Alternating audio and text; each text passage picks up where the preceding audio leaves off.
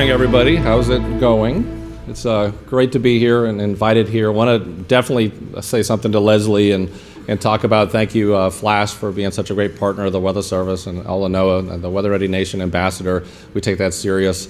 And doing this for so many years, we definitely can't do this without the partnership. So thank you for that, and all the other partners out there. And just looking at current and former emergency managers and the media folks out there, I'll tell you, it's a real partnership to get the message out. And that's part of my message today in this presentation. Really looking at the resiliency. I mean, the conference here is talking about resiliency. I would not put this presentation together. So sorry, Sarah. Sarah was like bugging me for the presentation for a week, so I'm like, I can't do it till I walk through Mexico Beach. I would not put this presentation together till I walk through New Bern after Florence, and walk through the damage area in Michael and talk to the people, because that's when the real messages come out, when you get out there in the reality. It's not a computer screen, it's not a model, it's not those things that we traditionally do. It really is about those people in the end. And it was interesting looking at the damage and just some of the pictures that I took with my phone and seeing the concrete ripped up by the storm surge. And interesting, looking at 14 foot of storm surge and then looking up going, this is interesting. So we grabbed hard hats and went up to the second floor, and the walls were blown out on the second floor. And those were the waves on top of the storm surge. There were 12-foot waves on top of that storm surge that blew out those walls. The power of the water was striking. The damage, even inland, blocks and blocks inland, seeing these scenes, walking through the damage in Mexico Beach. Houses collapsed. And talking to the people, and I'll never forget the woman I talked to really close to this house here. She goes, I'm really struggling with something. And I said, what is that? She goes, I'm looking through to salvage some of my belongings. These aren't my belongings. These were deposited here from some other house. I can't find mine. What a concept. She can't find her own stuff because it's blown further inland.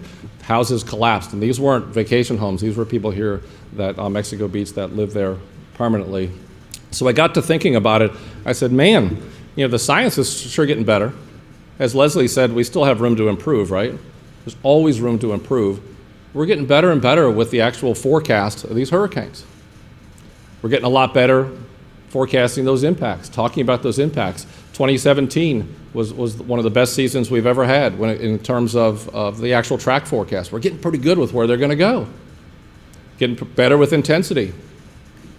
We got a ways to go with intensity. We can still get better with that, but we're better than we've ever been, right? And this season was no different. The 2018 season, setting records again, 48.9% lower average error over the past 5 years with our track forecast. So the science is getting better and better, right? We'll never rest. We're always going to keep getting better than that. Verification for Florence. This is the mean verification. Yeah, there was one forecast that was 2 miles off 5 days out. Okay, we don't just pick that one. We look at the mean error over all the forecasts, and this is what you come up with. It's not bad. This is, I thought, would probably be impossible when I started my career. 4 days ahead of time. These are two different graphics. If you look at one of them versus the other, one of them's a 4-day forecast. The other one's what actually happened when it came to storm surge in North Carolina. This is New Bern. Never thought this would be possible. All right? They're not much different. So a forecast that accurate 4 days ahead of time, I never thought would happen. Okay? Literally, and Jim remembers it, 4 days ahead of time, we're mentioning New Bern.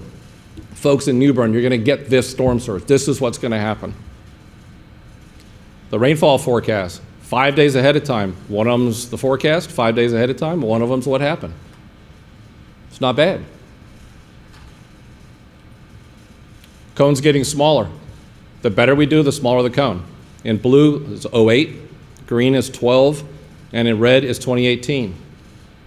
The better we get, the smaller the cone, which means what? There's more impacts outside the cone. So more need to teach people this isn't about an impact cone, this is an error cone, which is still misunderstood.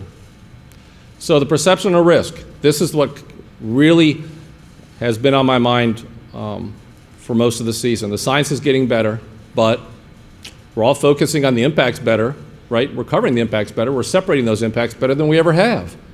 But the perception of risk varies from individual to individual before, Do I have a risk? Do I really want to do something with my home?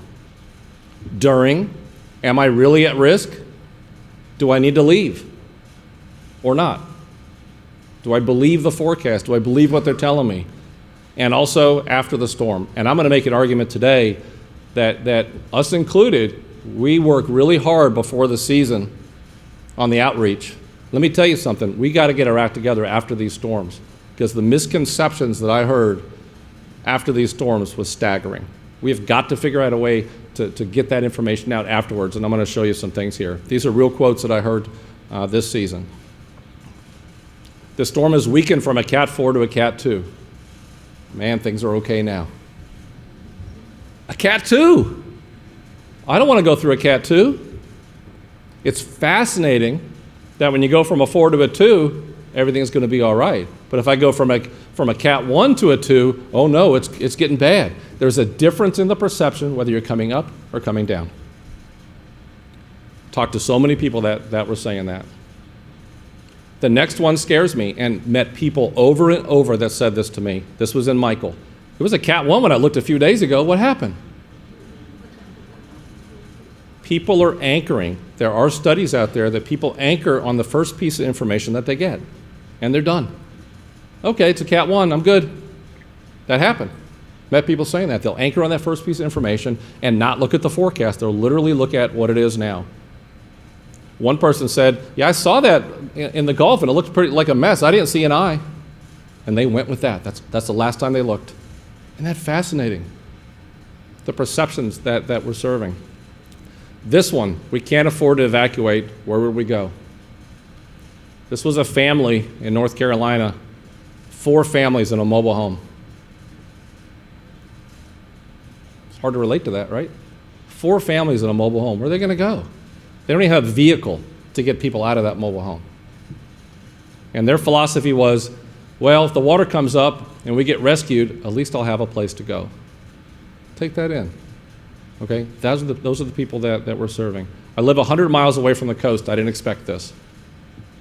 I think we're doing a good job saying this isn't just a coastal thing, right? We're talking about the inland rain. We're talking about the inland winds. We're talking about hurricane force winds from Michael stretching way into Georgia. Yeah, people still, I live hundreds of miles away from the coast. This isn't my problem. Still something. These are things that was fascinating to hear. I didn't know it would be this bad. I'll never stay again. There's a lot of interviews where people that will say that. The problem is this. The next quote is the same quote, just a little distance away. Well, that wasn't that bad. I'll never leave again. See the difference between the two? So one of them went through the heart of the storm, said, I never want to do that again. Somebody else lives a little ways away and said, well, I left for nothing. Nothing happened to my home. There was nothing here. What a waste. And literally, it's just a small movement in the storm could have took them out. They don't understand that. That's why we have to hit some of this stuff afterwards. My house is elevated. I thought we'd be just fine. Right? There was just some destruction there, and there's flooding, and they're cut off, which is pretty interesting when you look at it. I heard the forecast, but I figured it would turn like they always do. Anybody else hear some of these quotes? I hope you never use any of these quotes, Leslie. Nobody, hopefully. But that was prevalent in the Florida Panhandle. They always turn. This can't come here. They always turn, right? And it's interesting. Hurricanes usually hit west of here. I didn't expect this. It's never flooded here before. That's one that's constant. That's constant. It's never happened here before. People are completely using their past history and their experience to make their current decisions. It happens all the time. This scared me. I saw the Euro, which is one of the models that we use, weather models. I saw the Euro. We need to change our evacuation plan. I'm not going to expose where that came from, but that is real. That happened. And I promptly, emotionally corrected that statement on a phone call that I didn't know how that was going to be taken after I got off the phone, but that happened.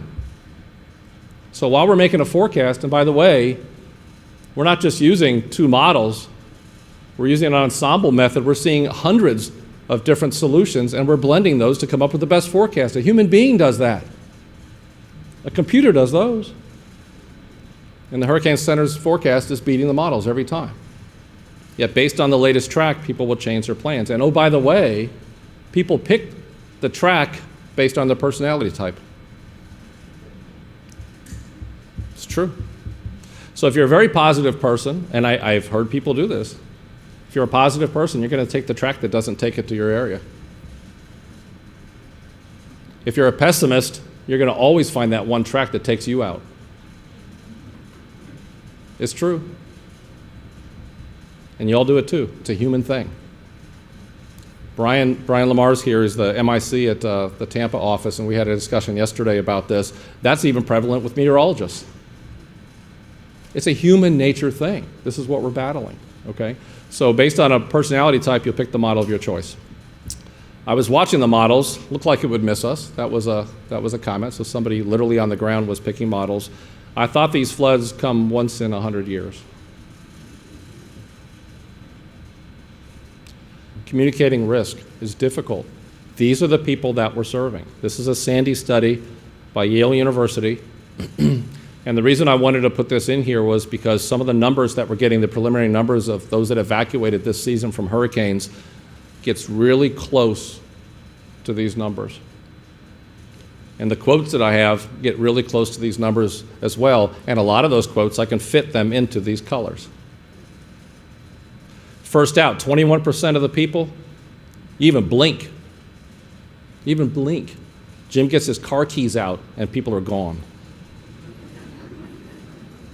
I mean, yeah, they are gone. At the first sign of anything out there, they're gone. They're eager, they're anxious, I'm out of here. Okay, 21%. 14%, they're aware of the risk, they're willing to evacuate, but they face barriers. They don't know where to go. They don't have the resources. They're scared. 4 families in a mobile home. I can't relate to that. 4 families in a mobile home. It's hard for us to relate to that. They literally have nowhere to go. The optimists. Some of the quotes fit this too, right? Some of those quotes. Doubt that hurricane will occur, but I'd be willing to evacuate. They will pick the model that doesn't go to that area and will prevent them from evacuating to the last minute. I've met them. I've talked to them. Reluctant to evacuate, but leave if they're ordered to. And I like that one because I want to study this a little bit more. Ordered to is an interesting word, right? Is mandatory evacuation really ordered to? It's kind of interesting. Mandatory evacuation is still a choice. As the police cars spent the last day before Michael, like the old-fashioned bullhorn in the police car, talking about the mandatory evacuation, please leave, went through the streets of Mexico Beach the entire day trying to get people to leave, okay? Diehards, 22%. They're not going.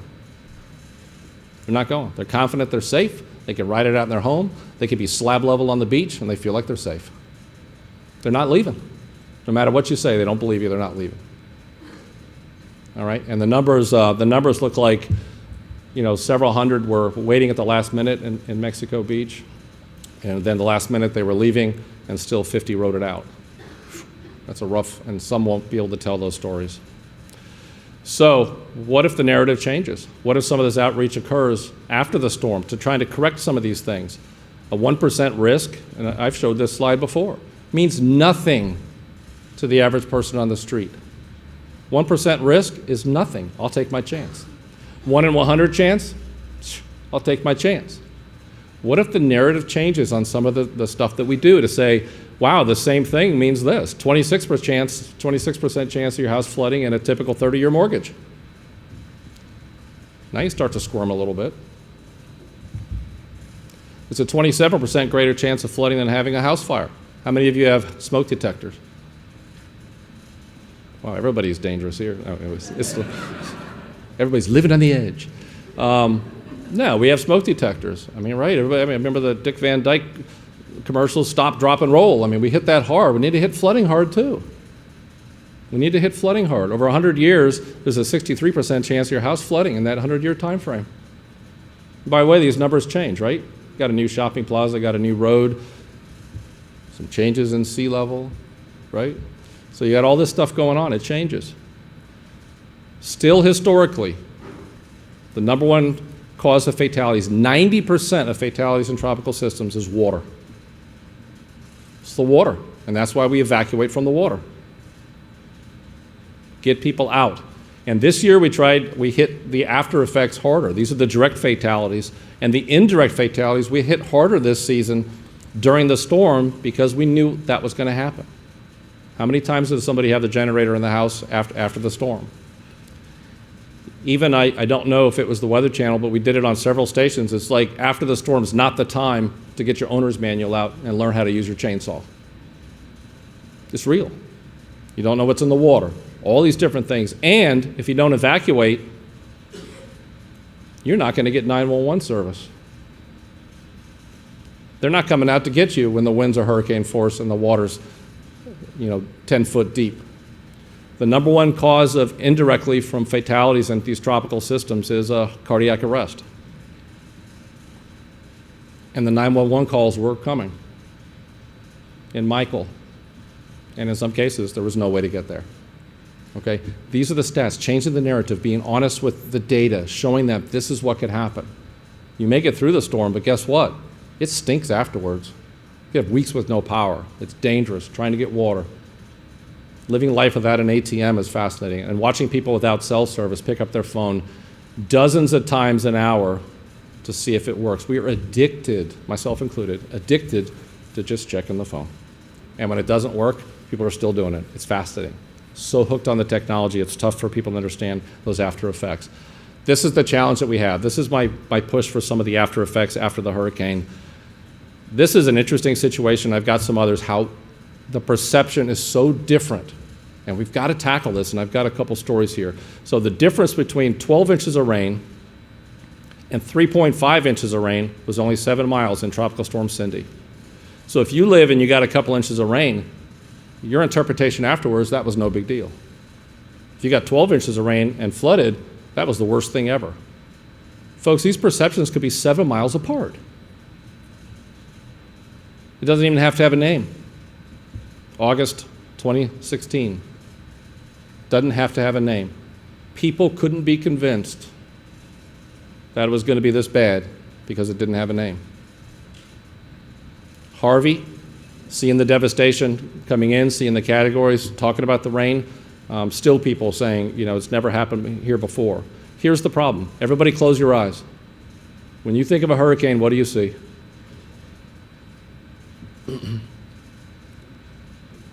Be honest.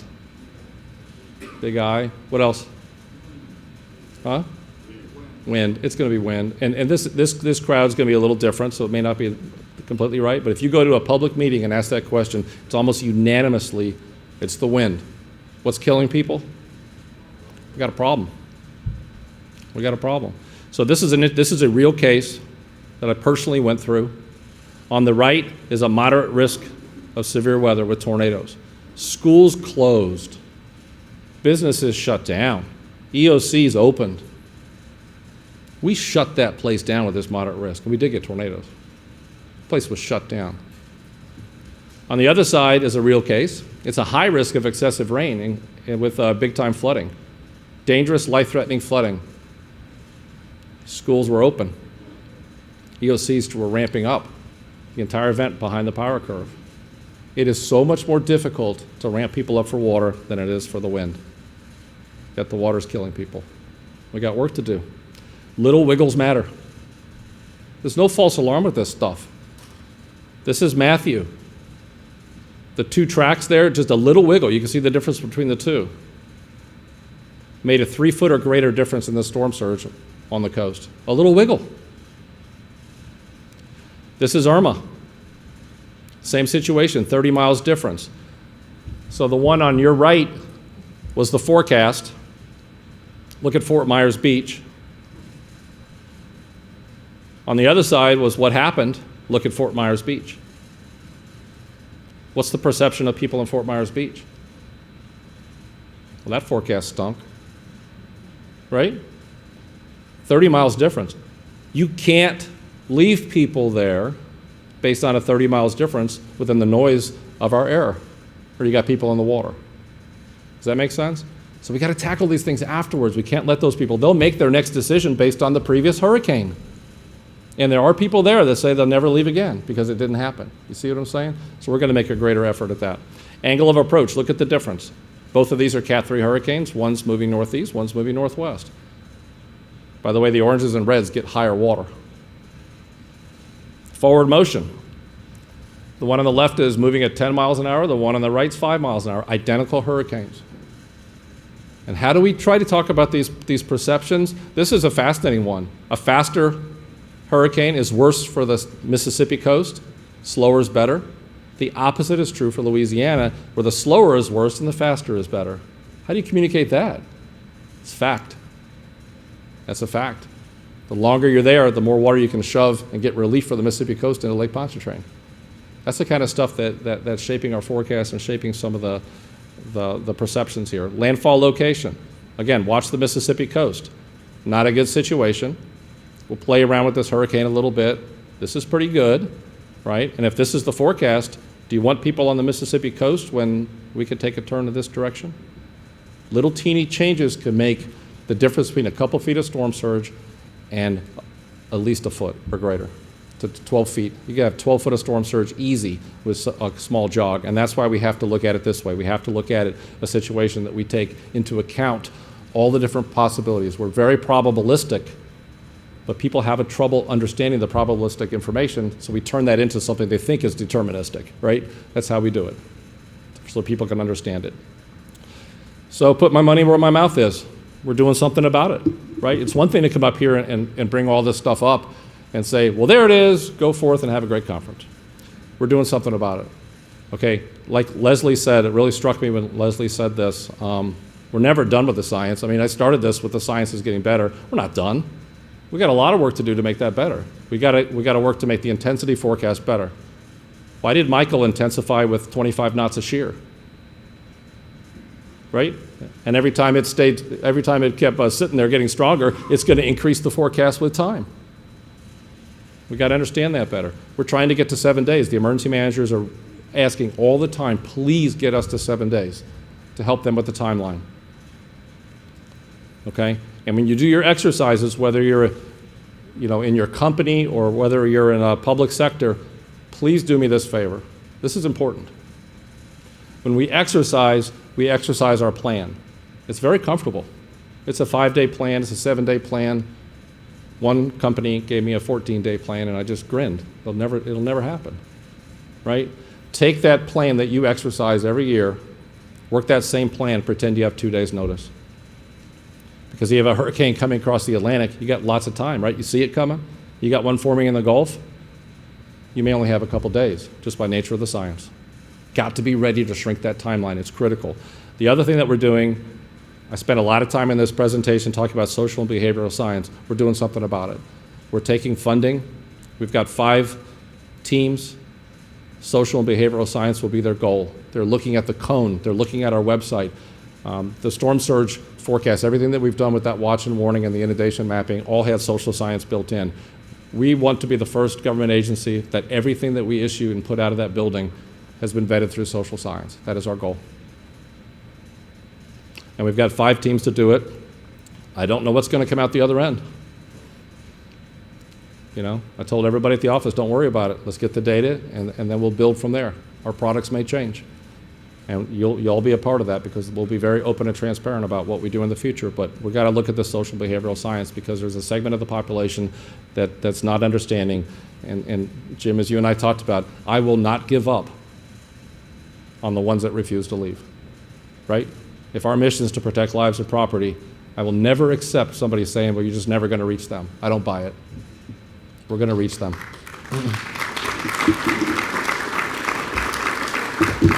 So that's it. Appreciated the invitation. I wanted to make it different. And now, Sarah, I hope you understand why I couldn't do this till you walk through the damage because it's easy to come in. Let's review the season and review the tracks. That's no fun. Let's talk about the real challenges, be open with them, and let's fix them together. But I think the after-event outreach is important because you know who they are. People all the time make their next decision based on their previous, and we saw that over and over these events, and we got to tackle that mentality. So thank you very much. That's all I have. Appreciate it.